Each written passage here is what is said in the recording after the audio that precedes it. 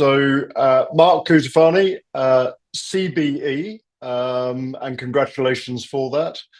You've been in the mining industry since 1976.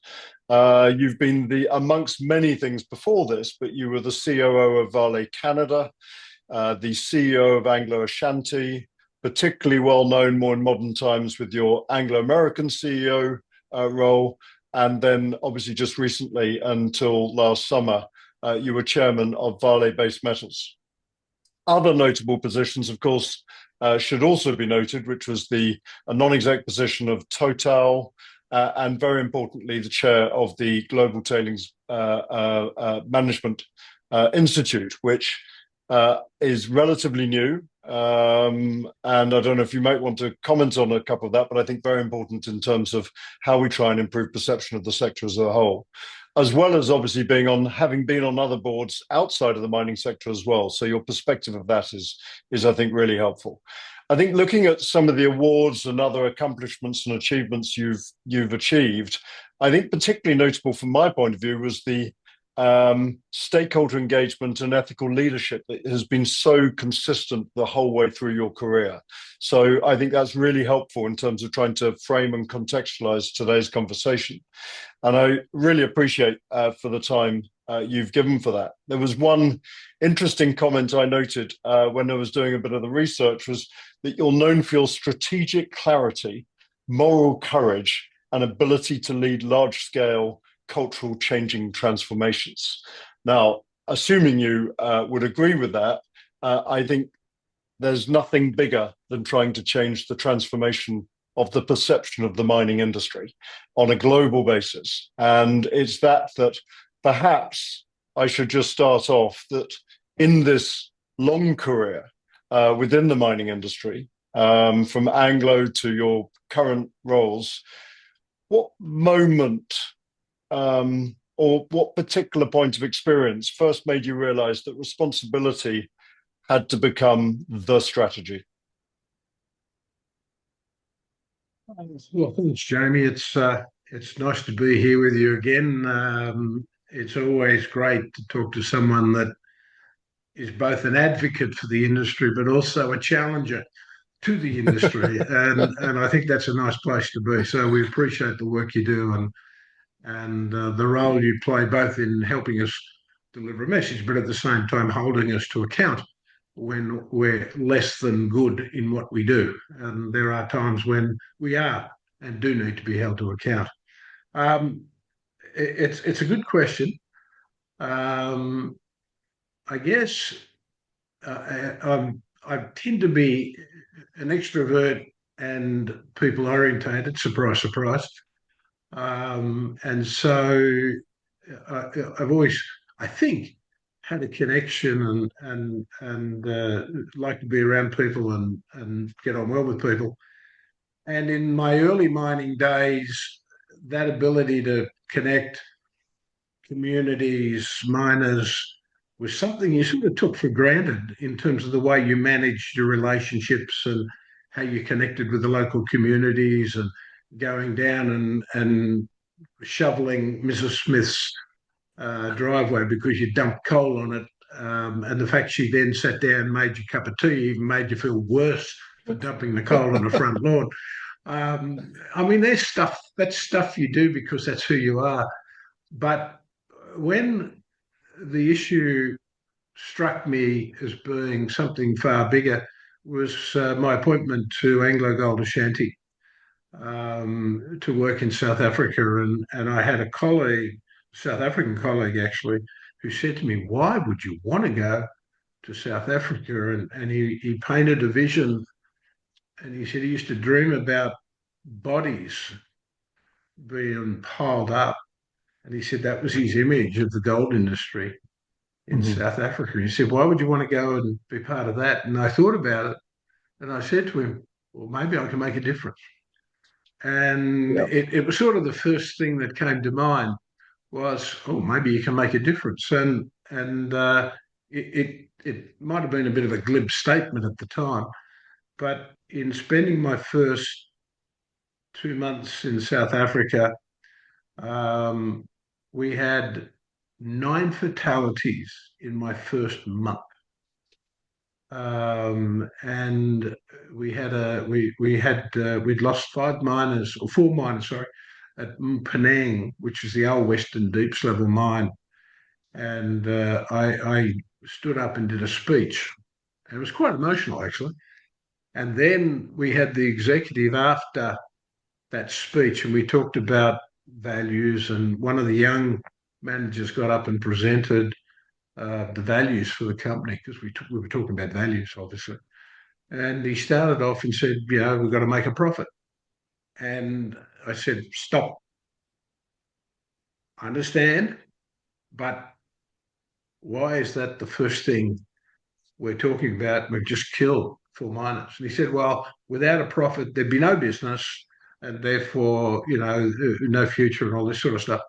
And I Yeah. said, would you like to explain that to the families of the 4 miners we've just lost? They don't have a future. The Yeah. world, it's devastating. Go And as an executive, we talked for 2 hours.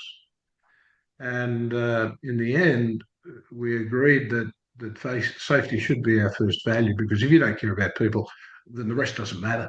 Then why would you expect anybody to give you their best if you don't Yeah. care about them? And it was a really heartfelt conversation, and something clicked in my head about who you needed to be if you're going to be a leader of this organisation in terms of people. And one of the guys gave me a lovely thing for my desk the next day. Was Yeah. one of these hard plastic. Safety is our first value, and it had the date, and it was October 2007. And he said, that's the day Anglo Gold Ashanti changed, Wow. which I was rather moved by. That So is, it's a little bit of a long story, but it was highly impactful. And that's the day something flicked in my head about who we have to be as leaders, particularly in this industry. wow. Well, bankers, as we all know, have their tombstones of deals. I think that one stands out right in front because it just embodies the industry. That's brilliant. When you and I spoke after the panel at Oz IMM, which I thought was an outstanding panel. Um, and I thought the panel really gave one of the first and certainly the most compelling case that demonstrating that responsibility actually makes making money, but also raising capital easier. So one of the challenges that I have is that I very much still talk to a lot of the industry, and a lot of them are the juniors, where they see sustainability still as either as a nice to have, or they're misunderstanding some of the implications of what we're trying to do here, or frankly just see it as compliance and cost. So how do you explain that connection? How do you explain the connection to somebody who does still see it as a compliance and cost, yet is perhaps recognizing that the sustainability journey is very much evolving and changing and moving. And ultimately, the end goal here is that we can still make money and raise capital easier, hopefully from ever improving quality of institutions as they get attracted back into the industry. The first point I'd make is when you talk about leadership, whether it's locally, whether it's the global business, whether it's any other pursuit in life, that word leadership implies there's a breadth of expectation to that in terms of the person that's acknowledged as a leader, because leadership isn't given, it's earned. Mm-hmm. And a US investor in 2021, but very specific, said to me, what's this ESG crap?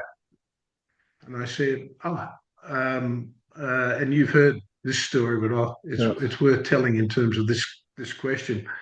I said, do you include the word sustainability in your definition of crap? He said, absolutely, all of that stuff. And I said, look, it's a good question in terms of requiring me to be able to answer it in a way that's meaningful to you. And I said, let me start with the word ESG. I said, I don't like ESG because it's too Hmm. narrow, but let me use the word sustainability. You okay with that? He said, yeah, either way. And I said, first, the word is actually about an economic concept, which is economic sustainability out of the Brundtland Commission report. And I said, most people forget it's actually about sustainable economic returns and the fact that we're depleting resources, which means that the next generation may not have the same ability to live the life we live. And that would be a first in terms of thousands of years of generations of people, that we leave our kids with a negative legacy. And I said, that point's important. So, as a shareholder, let me explain that for us to deliver top 25 or top quartile returns in our industry, we need to generate at least a 10% free cash flow on our capital employed after we've replaced our resources and reserves, after putting the right mine development in place for the next 5 to 10 years, after provisioning for a new mine because resources deplete. Let's say the average life is 20 to 30 years. You still have to make provision. And after doing our mine development and sustaining capital. And I said, if we can deliver that 10%, we will be top quartile. I think I can then deliver you a 15% compounding return on your share price, or share price stroke dividends. And I said, however, there's a 7 point caveat. I said, well, in 2007 at Anglo American, we killed 70 people, Anglo American. Yeah. And I said, could you imagine us killing 70 people today and still being allowed to operate? One. Yeah. Two, what do you think employees would think of us if we were still killing 70 people a year? Do you think they'd give you your best in terms of productivity and performance?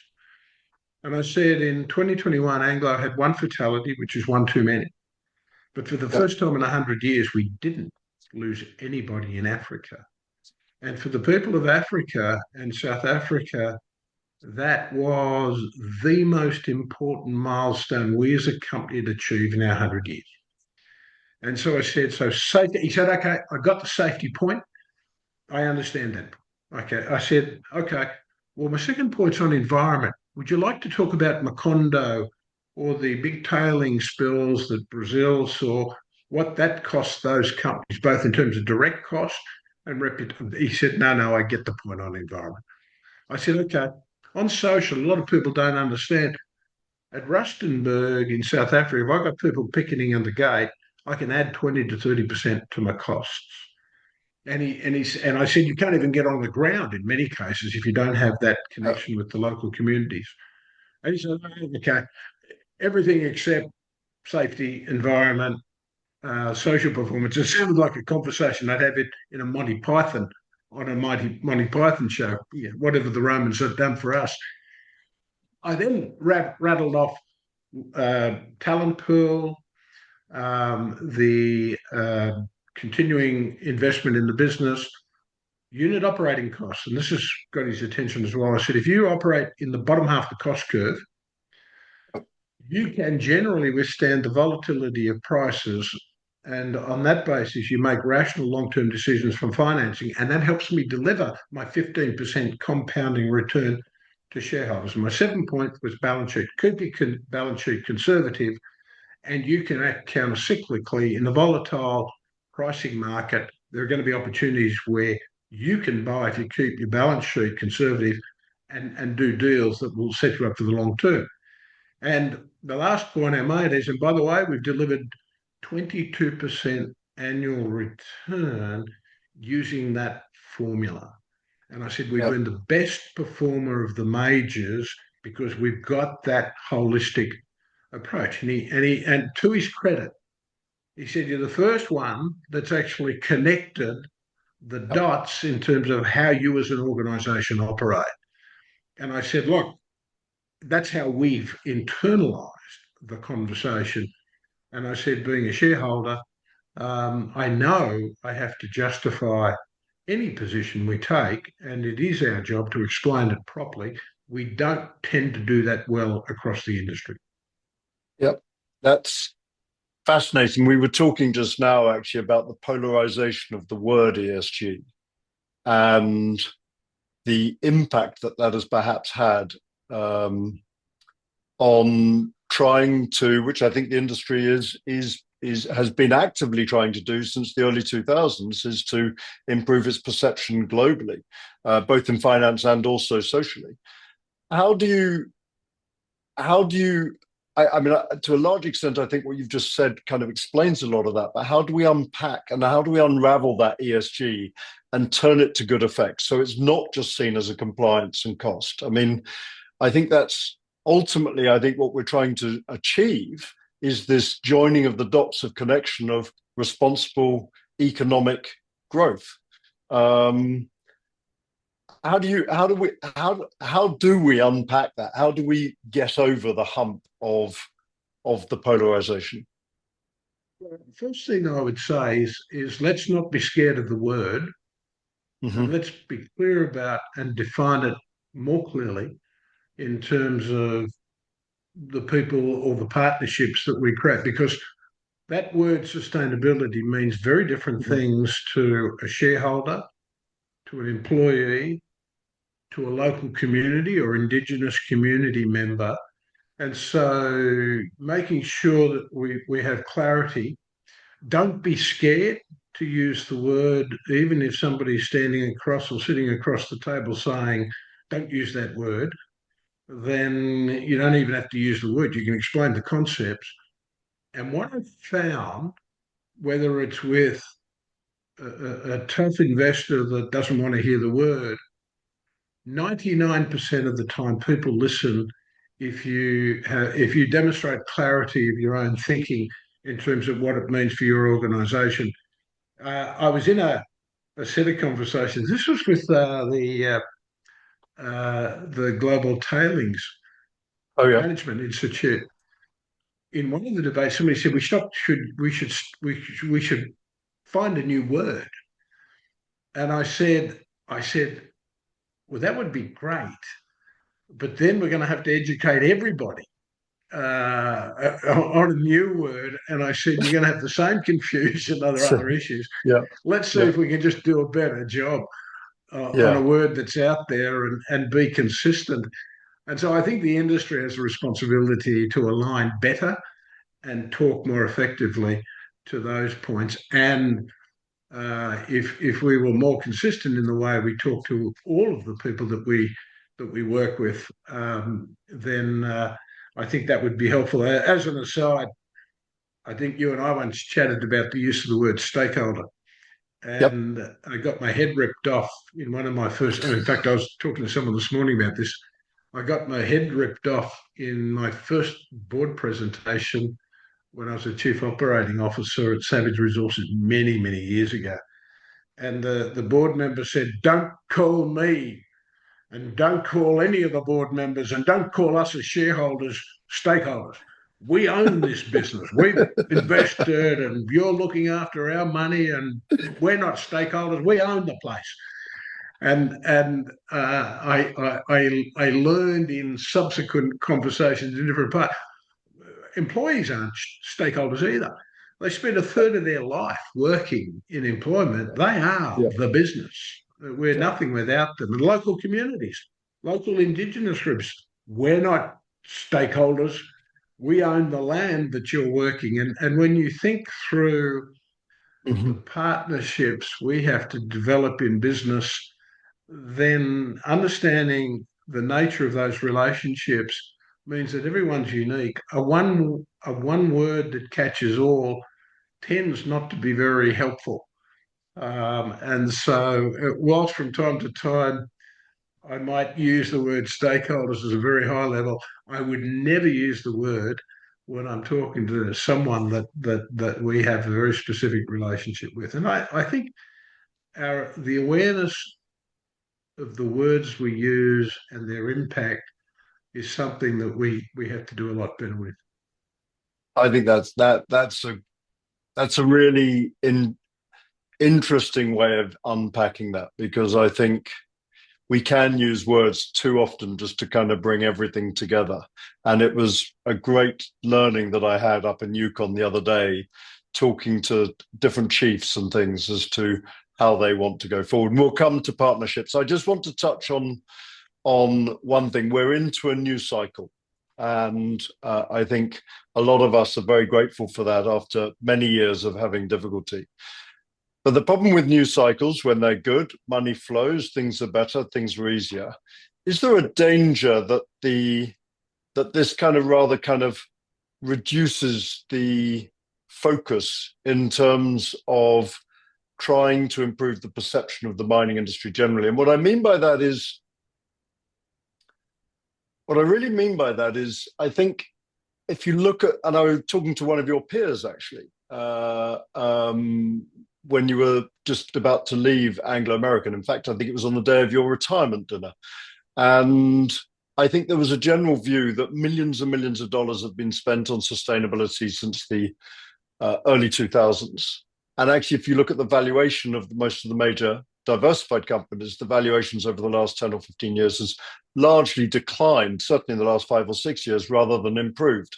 And I think there's a question as to how much do we need to spend in order to get the reward that we effectively are looking for, which is an improvement in the value of these companies through responsible practices. So is there a risk that sustainability becomes less relevant as senior executives kind of focus on this? And what would you suggest that would, for those that do continue down the path, which I suspect to some degree will be most of them, but what differentiates out those management teams who do stick to the path? Um, Look, I think there's a really important point to make. If you go back 20 to 30 years, the relevance and the conversation around sustainability was non-existent. No, there were conversations around specific issues, and a bit like the South African conversation, fatalities across the industry were so clear, and we established the elimination of fatalities task force and a whole range of things because they were relevant to a very specific issue. The breadth of the sustainability conversation hadn't really sat squarely in our consciousness. The advent of the internet and the accessibility that people have across the globe has changed our world forever. And that awareness, that sensitivity, that sort of ability to see what others have that you don't have is going to keep increasing. Yeah. So in my world, I don't see any way that you can dial back those types of issues because that's about all the people we touch in doing business. And everybody can see it, and through the internet and through communication processes, you're on show 24 hours a day, 7 days a week, every day of the year. And the sensitivity that you demonstrate, not that you talk about, but you demonstrate on the ground, will be what differentiates the great companies from those that ultimately don't survive.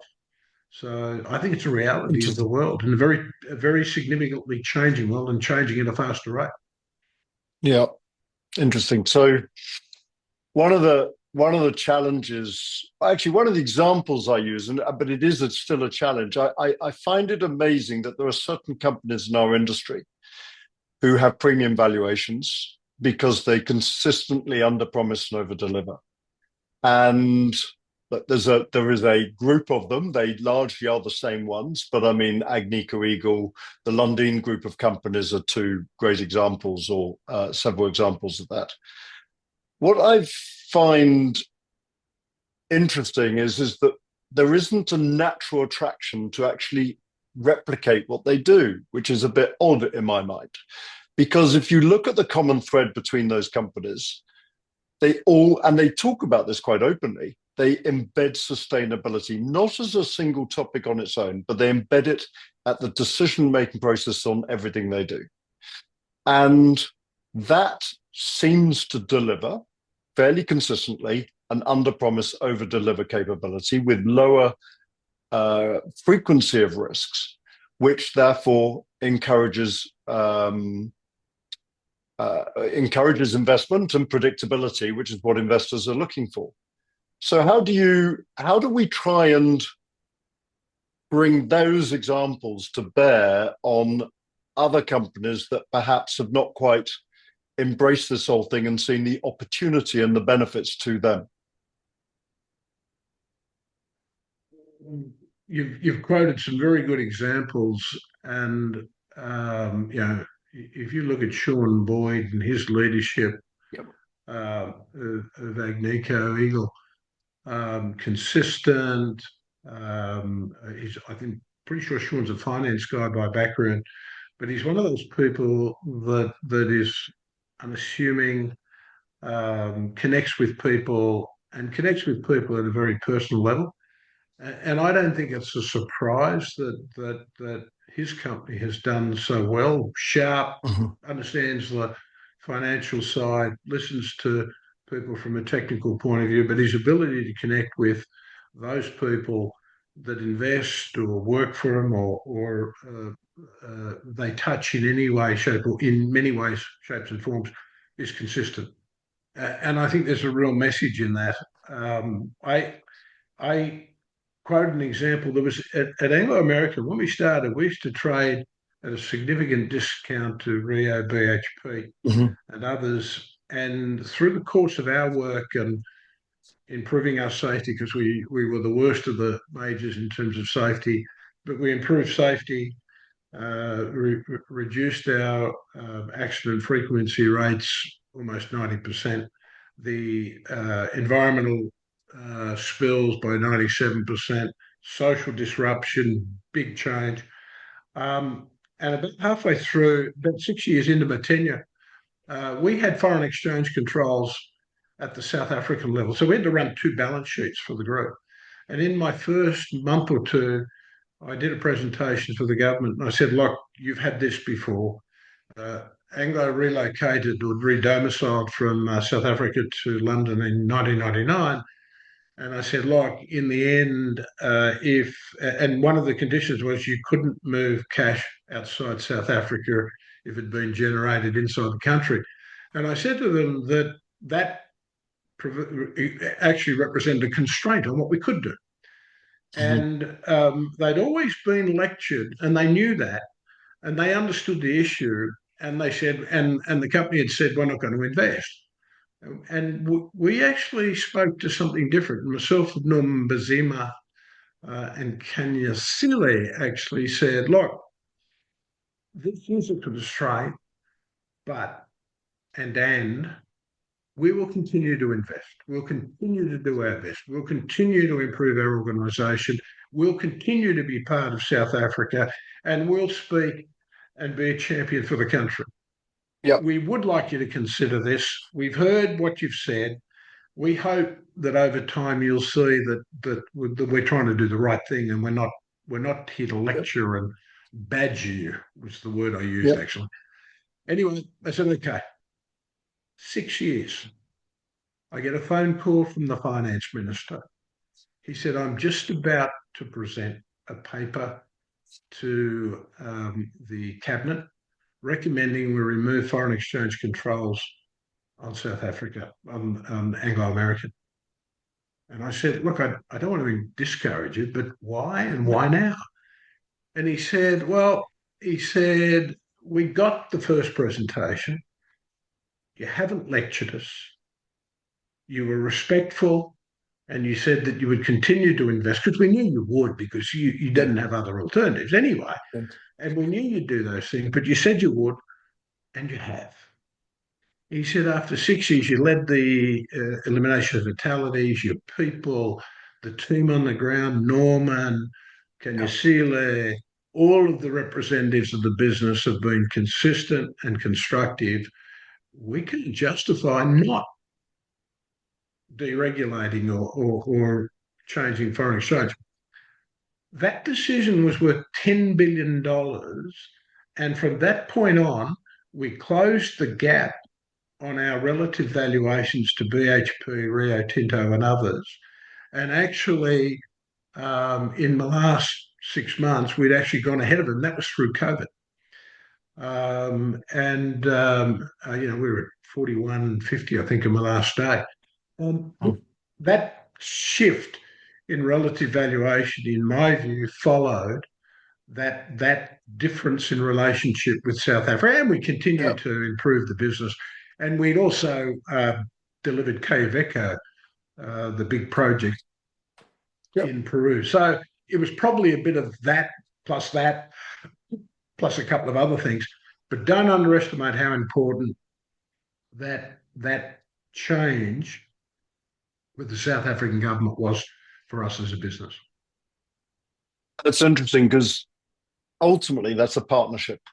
Let's um, that's a partnership. It ultimately brings back to partnerships. Now, this Oz IMM evening, which I thought was so compelling. Um, you and others talked about the evolution of partnerships, which are effectively going to happen over the course of the next few years. And I've just come back from 4 or 5 days in the Yukon for the first time in my life. And Yukon's been out in the cold, I think, with regards to mining, although I was given an excellent geology lesson that basically it's the same rocks that go from Alaska through Yukon into British Columbia. So there's no reason why we can't have a huge success up there. And in fact, there are a couple of recent discoveries which I think have proven that. But I think what I got out of that, and I talked to quite a lot of the chiefs, and there's a new premier in place. In fact, he was the premier designate at the time. And what I got out of that, and what is this almost this beginning of new partnerships beginning to develop for the mining industry, and a complete change, almost a little bit like what you've been talking about with regards to Anglo-American South Africa, a change of approach that is going to be had, and a greater coming together whereby everything relies on responsible mining. And if we can deliver that from an accountable and transparent point of view, then we're going to be bringing together relationships that can effectively encourage new investment, whether that's Frank Justra's organization with regards to the Minto mine. We expect to get, I think, resolution with regards to the Victoria challenges last year, and there are other examples as well. So, how do you see some of these partnerships, particularly if you've got experience with the First Nations? But how do you see partnerships with local communities on a global basis beginning to evolve and develop in the interest of the mining industry going forward? Look, I think they're going to become, well, they're already extremely important, but you're going to see a lot more of them, and you're going to see a lot more of them on an equal basis in that Yeah. they want to be investors. So I've Mhm. recently spoken to a group representing a number of Australian First Nations groups or Indigenous groups. I work a lot with Mark Beladsky, who's the head of Yeah. the major projects grouping in Canada, and we've been close for many years. In fact, we were on the board of the Development Partner Institute together, which is about partnerships and these sorts Yeah. of things. So I think become more significant. The recognition from governments and the support from governments to First Nations groups in facilitating these types of agreements, I think, are important, because what we're finding is it's actually helping facilitate development of new mining projects. And it was interesting. I had a debate around ground access, land access, and we were talking about mining versus other land uses. And I know you've heard me talk about agriculture taking 40% Yeah. of the world's land mass, and urban environments are about 15 to 20%. And the fact that you've got mining means that we actually shrink our human footprint by about Yeah. 30%. People don't understand that. We don't do a very good job of explaining it. But the Mm. other connection was, and mining takes up 0.3%. And as I said to one of my very close First Nations friends, I said, you have a bigger impact on the land that you're the custodian for than I do on a global basis in terms of the products we mine because we actually net shrink things. And I Yep. said, if you think about big cities going back to first principles and farming, and I said there'd be nothing left for any other species on the planet. So we had one of these philosophical debates Yeah. about who's doing the most for the planet and everything Yeah. else. But it was quite, I think, insightful in that we both recognised that 8 billion people on the planet, you've got to come up with different solutions. We have to do this together. And by the way, them investing in mining is part their contribution to Yeah. broader society now that they recognise how mining does make a difference on a much bigger level. And from what I've seen so far, they've been very responsible in the way they go about, and their expectations are quite reasonable. So my experience so far has been very positive, and I think it'll continue to go that way. Yeah, I think there's a Canada Nickel, which I don't know if you know about Canada Nickel, run by a chap called Mark Selby. So, and it's just been appointed to the large project board or whatever it's called in Canada. And I was reading their sustainability report last year, and I forget the name of the First Nation, but the way they've worked that partnership out and the way that the First Nation group is now investing into the partnership itself or into the asset itself is, I think, just such a great example to go forward as to how we're going forward in this area. Well, Um, Mark is a great check. I mean, Mark's a long-term nickel player, and I yeah, worked with Mark when he was at Inco, and the grouping is the First Nations major project group, which is yeah, where Mark Pulaski is the CEO. yes, I don't know if it's the one at Pate in terms of the partnership, but either way, Mark Selby is sensitive to yeah. those sorts of issues. He's very progressive. He's a ball of energy, He certainly um, is. and a very committed individual. And the fact he's on the board, I hadn't realised he was on the board, so that's great. Yeah. That's very good. That's good for the industry. Well, that very much brings me to the junior world. Actually, I just got a an interesting angle to come from because if you're a junior, which you'll know a number of these companies, ultimately you're going down. Once you've got an asset, you're either going to sell it or you're going to build it. I mean, that's the basic thing. But the reality is, even those who are going to sell it have got to develop it so far so that it can be acquired and ultimately needs to prove that it can be built. So, how can large companies, when they're engaging with these junior mining companies, um, encourage the management teams that actually they are doing themselves a favor by embedding sustainability earlier? And what I mean by that is when it comes to due diligence, you've got a buyer who wants to pay the least price and the seller who wants to pay the highest price. So whether a mine is ultimately going to be built by them or by somebody else, ultimately you don't want to have these mess ups when at the last possible moment when a mine's about to go into production, that they're likely is going to cause extra costs, extra delays, and all the rest of it. It doesn't matter if you're building it or if somebody else is building it. So how do we effectively encourage and get the message across, almost kind of unravel this problem with the ESG term to encourage the sellers, so to speak, of potential mines of the future for the energy transition and otherwise? How do we get them to embrace this and therefore improve that due diligence capability and ultimately value? I think there are lots of cases we can point to where, let's say, explorationists that have done the wrong thing have created real hurdles for the Mm. development of a prospect longer term. And I've been connected to things in Colombia and North America, or Australia, parts of Europe, all over.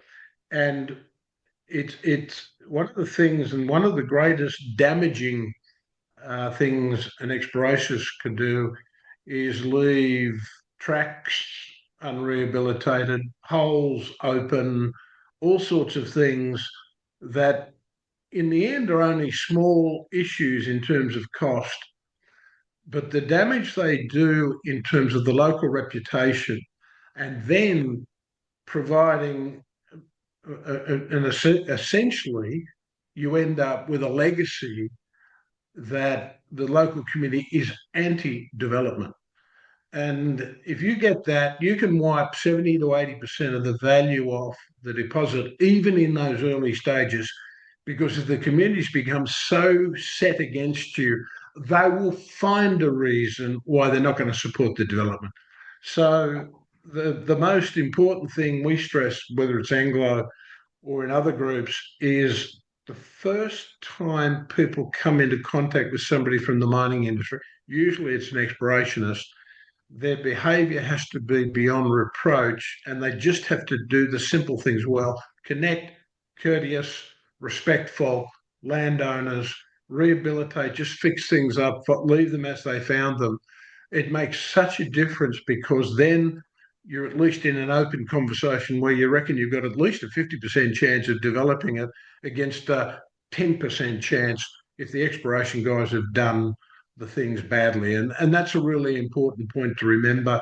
Whether it's going back into Bougainville and re-establishing businesses Yeah. there, right the way through to your backyard, that first contact with someone from our industry is such an important moment in terms of building relationships and Yeah. ultimately Yeah. helping you get something developed.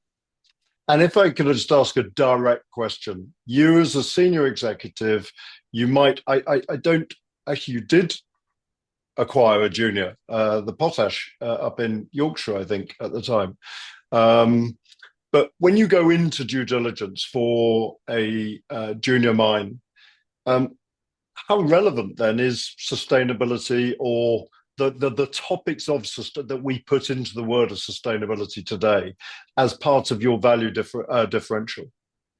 Um, let's use Woodsmith as an example.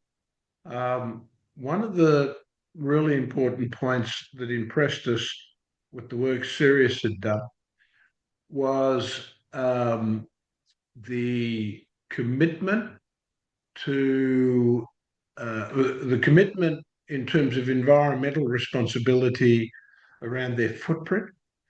Mm-hmm. And these numbers won't be exactly right, but I'll give you a sense of it. Yeah. They worked out that they were going to disturb 140 hectares. And in their development strategy, they had agreed with the local community to extend the national park and reserve by 10,000 hectares. Now, on a relative basis, that wasn't a big cost to the project. It was a cost, but it wasn't a big Mm-hmm. cost to the project. Mm-hmm. But the footprint comparison of 140 hectares versus 10,000 back to nature and preserved for nature was such a powerful piece, let alone the use of fertilizers, improving agricultural productivity and shrinking human footprint even further. That was the second part of the conversation. But in my view, that conversation was the key for the local communities, or a big part of the local communities, to support the project. Now, jobs were seen, the use of the port facilities are close to the port, all of those stuffs were big ticks. But the fact they had approval from what I would see as probably the most challenging groups in that community weighed heavily in our willingness to make a bid for Sirius. It was I think 5 cents, 5p a share, around that. So it wasn't a big number, but it was a really important item for us to be comfortable that there was a good chance we could develop the project. That's great. Thank you. I mean, I think I'll certainly use that as an example going forward to try and encourage some of the people that I talk to. Now, kind of taking this forward, I think guidance and leadership is an important element. And I think we all know that there have been lots of different standards and frameworks and everything over the past, and a lot of people don't always know what they should do. And I think ICMM has done a good job of consolidating four standards. We saw last week or the week after the very renowned Adam Matthews with the Mining 2030 come out with a fairly ambitious 10-year vision for responsible mining, which I think we all support. And it's backed by an incredible number of $18 trillion, which is a great big number to put out there. One gap which I noticed in this, and I had equal comment to Roe at ICMM when they did CMSI, is the lack of guidance and support with regards to the tools and capabilities for the junior miners. And I mean this in a way that we can have aspirations to go to a compliant or a framework or to whatever expectations that investors or whatever may have in the future once you get into production. But ultimately, you've got to go through these feasibility studies. You've got to do it on typically a bit of a shoestring of a budget quite often. And bandwidth becomes a major issue, and it's a very complex process to build any of these new mines.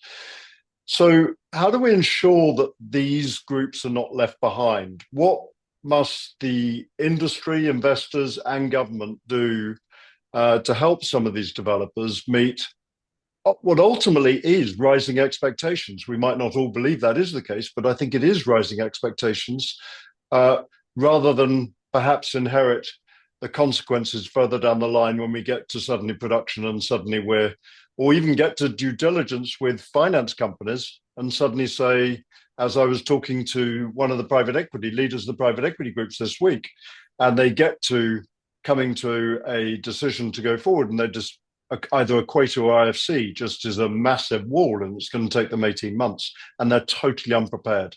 What can we do to help these companies in terms of this guidance and help?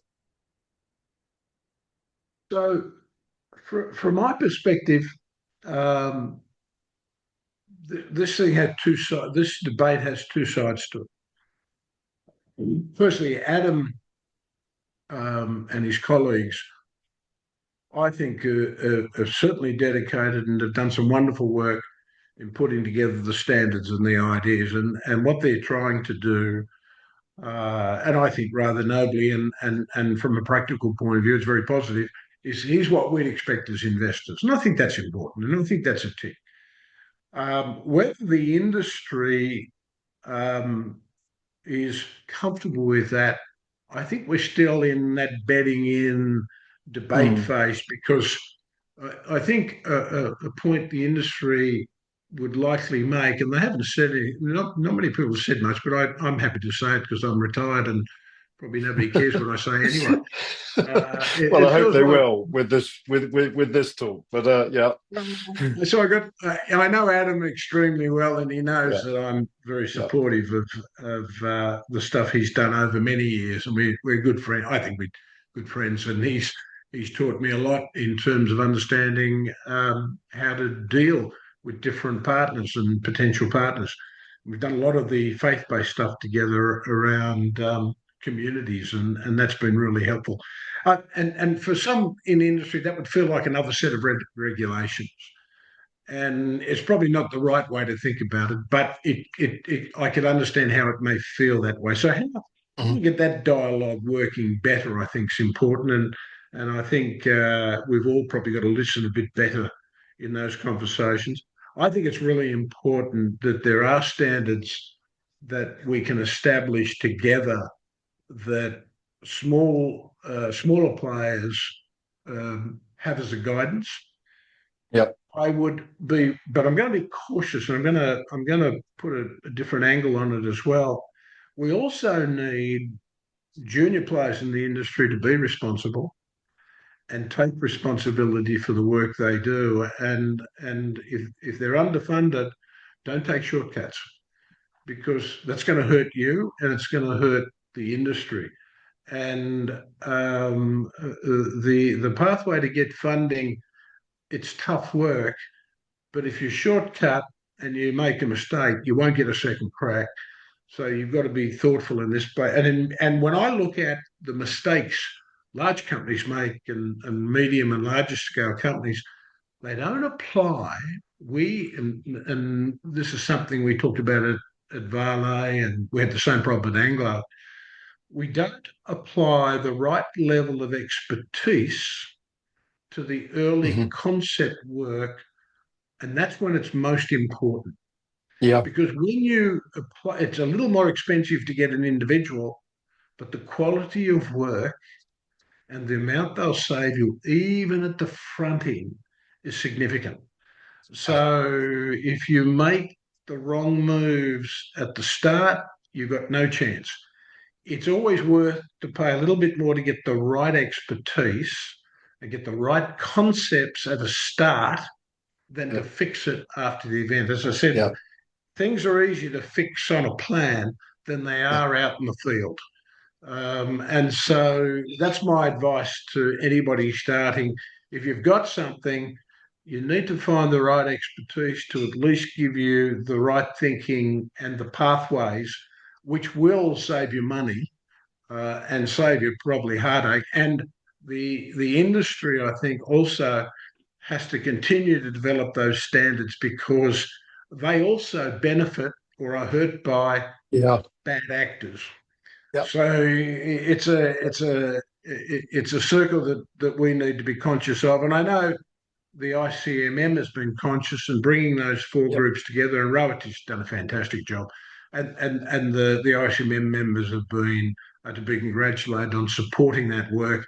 And hopefully Adam and Roe and the guys can connect even more strongly to align on what those things should look like. But it takes time for those things to be Yeah. connected the way they should be connected. No, I was reading a report just recently, and they said we must never overlook the biggest risk zone in mining is before construction, and whether or not it's community opposition, permitting delays, land access, early governance weakness, which I think a lot of that has been addressed over the years. I think it's dramatically improved, but still can be an issue. And so perhaps coming on to one of my last questions is how do future leaders, and I think we're seeing a change in a lot of the leadership of the mining industry at the moment. How do the future leaders build this new culture that delivers? And I'm really focusing here on the investors. Financial predictability, which is what I think investors of any industry are looking for, and also responsible performance, which can effectively encourage longer term capital. And I think, you know, if you've got an industry as long term as this is, it's an infrastructure industry in effect. To have short term capital can be very destabilizing because the cycles are abrupt due to other impacts of prices and things like that. So, how can we encourage longer term sticky capital through greater financial predictability and responsible performance with some of these new leaders, kind of creating the culture with which they can effectively build upon? I'll put the pressure on the new leadership, and um, I will make one observation from what I learned over many years. In leading any company in a volatile market, and if you look at across all commodities, lots of volatility and they range from commodity to commodity. So, one of the advantages of being in a diversified company is you could play against those volatilities. And I think we showed that over 9 years. And I think you also have to accept there might be some tougher periods. And the ability to continue to remake the organisation and continue to evolve the organisation is absolutely key. And in fact, before I was leaving at Anglo, and we hit a high, poor Duncan, inherited the highest share price we'd ever seen. So I did feel sorry for him a little bit. But we had started a remaking already because I said, Yeah. post COVID, there are gaps that we can see in the organisation. So we need to do some checking and correcting. And a new CEO comes in, he's got his own strategy. and so probably less worried about doing the checking, correcting against an old Yep. strategy. He goes into his own strategy, and so that's a big shift for an organisation to make. So being sensitive both ways. Leadership needs to continue to remake and rebuild the organisation, and there are always new ideas and new strategies to be implemented. And how we do that in a way that's not too disruptive for the business is really important. And that comes back to then giving investors confidence that because you'll take some of the volatility out of your own share price by transitioning in a different way. And I suspect on a couple of points at Anglo, I didn't make my points clear enough in terms of things to keep an eye on. And at the same time, there was a lot of change. So Anglo saw a lot of that volatility because I think of the significant change in strategy and other things that were done. But having said that, I think they've done some great stuff with the tech deal and a couple of other things. So, leaders evolve and sort of make different calls. But I really think as an industry and as the baton is passed on, our ability to evolve in a way that is progressive and not too disruptive, sometimes it does have to be disruptive, will actually give investors more confidence for the longer term. And I don't think we do that terribly well in the industry. The constraints and new technologies. We're in a period where new technologies have been developed, so there are all these new demands for copper and nickel and copper, Yep. cobalt, rare earths, and other things. I don't think we've got those things smoothed out as well as we could, but hopefully.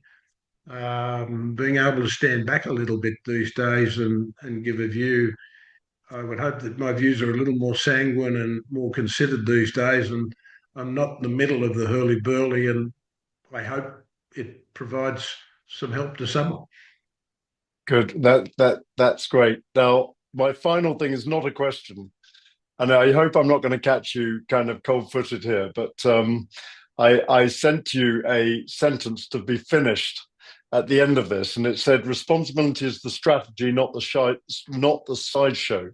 Because now, can you finish the sentence? Responsibility is the strategy, not the sideshow. Because We're only as good as our weakest link. there we go. What a great way to finish. Mark Cutifani, thank you so much indeed for spending an hour with me today. I've thoroughly enjoyed it. I really appreciate your words and your leadership of this industry. And I look forward to a stronger, better, wonderful industry in the future. Thank you very much indeed. Jeremy, my pleasure. And it's always fun to catch up. Thanks. Good. Thank you.